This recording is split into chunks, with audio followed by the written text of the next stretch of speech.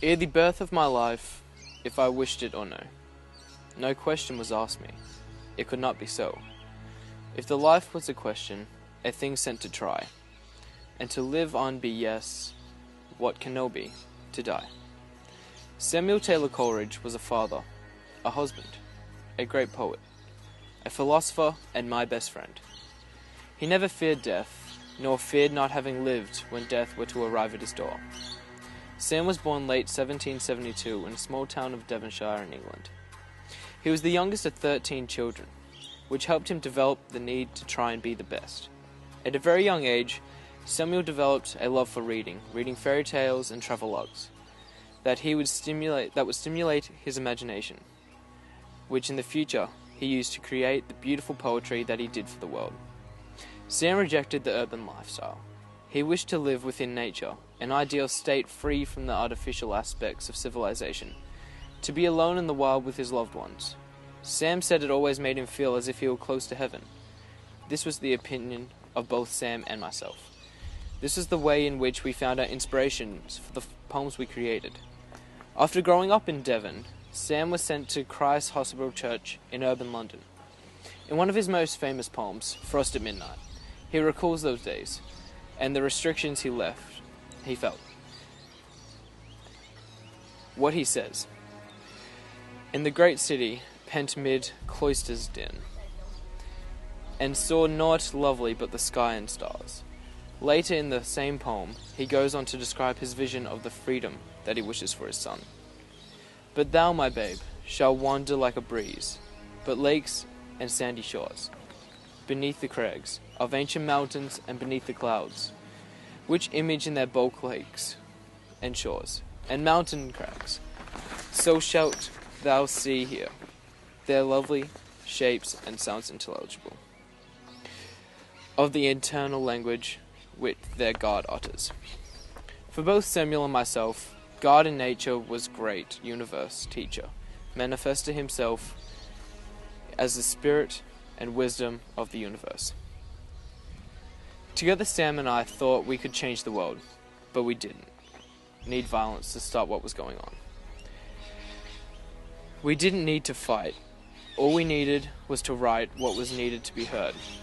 Back then, it was time for revolution. There was disenchantment with the violent overthrow of power, and we saw poetry as the real way to influence. The idealism Sam and I shared led us to join with the great Robert Southey. Together Sam, Rob, myself, Sam's great wife, put a plan in place for setting up the perfect commune in New England. Sam was the front runner in this change. It helped create and bring forth the romantic movement as a new dawn for mankind, which helped inspire all romantics.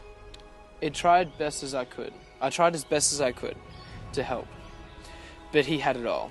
The loss of his life has not only impacted me, his family, his loved ones, but every man, woman, and child in England will feel the ripples of this loss after the extraordinary change this man helped bring to our nation. Sam would always find the most amazing and imaginative subjects to write about within his poems, but sadly, a lot of his inspiration came from medication.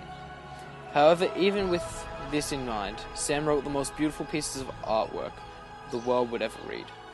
He drew on inspiration from his dreams of the ancient and exotic, the love of his child, his need for freedom, the nature around him.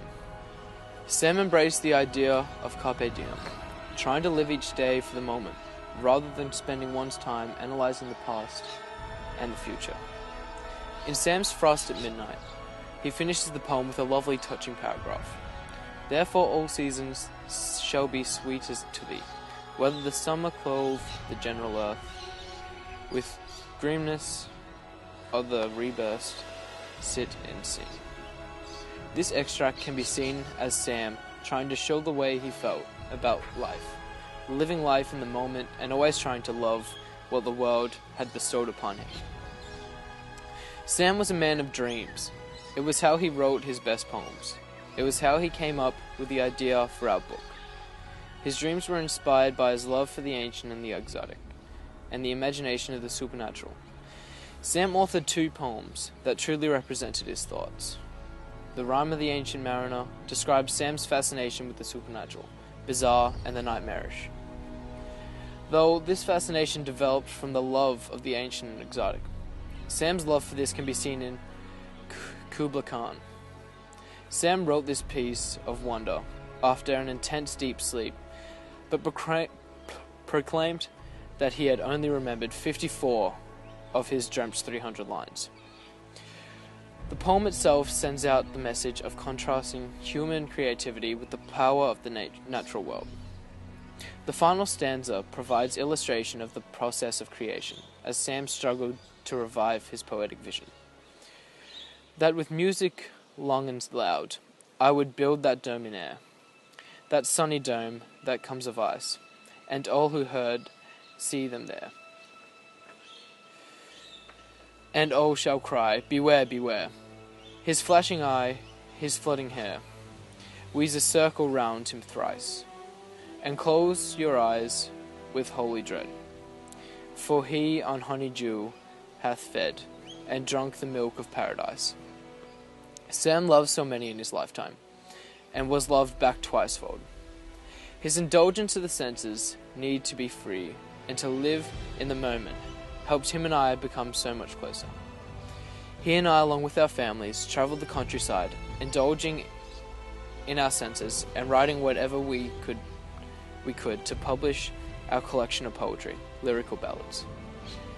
Sam loved his life and hated the thought of losing it early, or watching someone take away their own. Isn't returned as 'twas sent, isn't no worry for the wear. Think first what you are, call to mind what you were. I gave you innocence, I gave you hope, gave health and genius, and an ample sop. Return me your guilt, legacy, despair. Make out the inventory, inspect, compare. Then die if you dare.